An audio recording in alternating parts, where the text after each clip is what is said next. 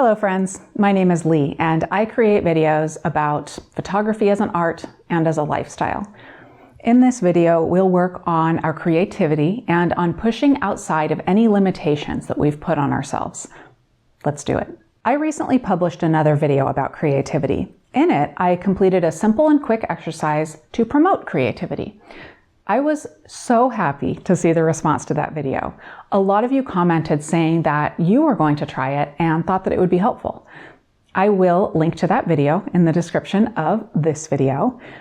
And I do also discuss creativity in my Basics of Photography course, which is free for everyone, and I will add a link to that course and my other free courses in the description as well.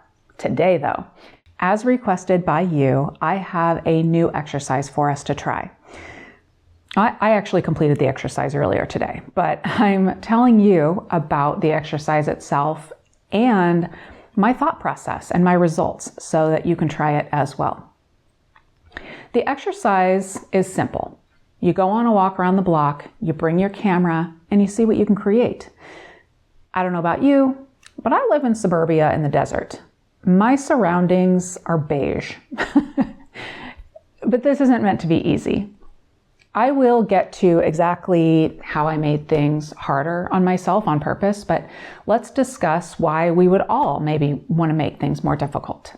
Adding limitations to your photography forces you to think outside of your routine. Obviously, if you feel like you're in a rut with your photography or you're feeling uninspired, this can help you release what you normally do and how you would normally approach capturing a photo. And you can give yourself permission to do something different. You're taking the pressure off. You're limiting yourself. And in this case, we are limiting our surroundings, what we're capturing photos of. And for me, I told myself, who cares what I actually capture? I may come away with liking no photos that I captured, and that's going to be okay. Not every photo outing is going to net an award-winning photograph. Not every photo outing is going to be in a beautiful place. Sometimes it's just about going out with your camera and trying. That gives you the benefit of coming away with new insight. You can end up seeing things a little bit differently. And that is really the goal, not to come away with a photo that you want to print and hang on your wall, rather to come away with something learned. I heard an interesting quote while listening to a sports psychology podcast the other day, but I think it can apply to photography. Goals can set limits. And I agree with that. Goals, they're important for a lot of reasons, but I think it's equally important to sometimes go out with your camera without a specific goal in mind, or at least a completely different type of goal than you're used to. And here's how I applied that to myself for this exercise. When I went out, I told myself that I'm not trying to stress out by capturing a ton of photos. Even though I knew that I would be sharing my photos in this video, I really tried to release the idea that those photos need to stand up to all of the critiques that can come from posting photos on the internet or critiques of my own work. I knew I needed to capture a few photos so I could demonstrate this exercise, but I didn't have a number in mind. Instead, I thought, okay, point the camera up, point the camera down, crouch down, look for leading lines, pay attention to colors and how they play together, maybe texture. And I'm absolutely okay with abstraction too. That's actually a concept that I would like to explore more in my photography anyway. Let's talk about gear. The gear that I chose for this outing is a simple setup. Again, we're kind of limiting ourselves. I chose my Lumix S5 II, which is a great camera, but I used a prime lens, the Sigma 50mm f1.4 DGDN art lens, and I set it to aperture priority and auto ISO. That way I would be able to adjust aperture, but nothing else would be distracting to me. Remember though, you can use any setup, whatever you have, even if it's your phone. I think this would be a great exercise to do with just your phone. Before we get into my photos, I want to thank the sponsor of this portion of the video, KEH. KEH buys and sells used photography gear. And when I say photography gear, I mean all of the photography gear. They have such a wide variety of brands and things, from high-end medium format to convenient point and shoot, from camera bodies and lenses to camera bags and lighting, even body and lens caps and camera manuals, current generation, vintage, and in between. I've had to temporarily ban myself from looking at the site because there are too many things I want, and it's difficult to resist the good prices, especially when it's something like a vintage lens in excellent shape.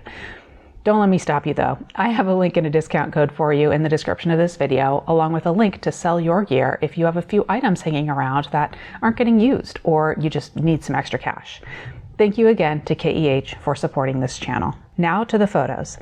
I set my camera to record my images in JPEG, and I left the photo style on standard. You can set your camera any way you want though, however you think will inspire you and challenge you. If that means you want to switch it over to have super vivid colors or monochrome, go for it. I chose to not use monochrome because I knew that using color would be more challenging for me. But like I said, you can use whichever settings challenge you to step outside of your habits. Here, I was drawn to the contrast of green and yellowy brown. Then I noticed the lines and the differing shapes and textures that was interesting to explore. I realized as I was looking through the viewfinder here that this is a photo I would normally capture, so I backed up a bit, and while I still photographed the little green sprouts as the subject, I focused my attention on the background and moved my framing a bit so that I liked the composition in the out of focus areas. Another thing you'll notice in these photos is that it was a dreary day. My initial thought was to go out at sunrise or sunset when the light is nice, but again, I'm looking to challenge myself. I didn't want to fall back on my standby ways to capture photos, so I went out on this cloudy day instead. Then I made a friend. I sat on the ground and petted him for a bit. He was so friendly that I had trouble photographing him. He was practically in my lap, but I loved it.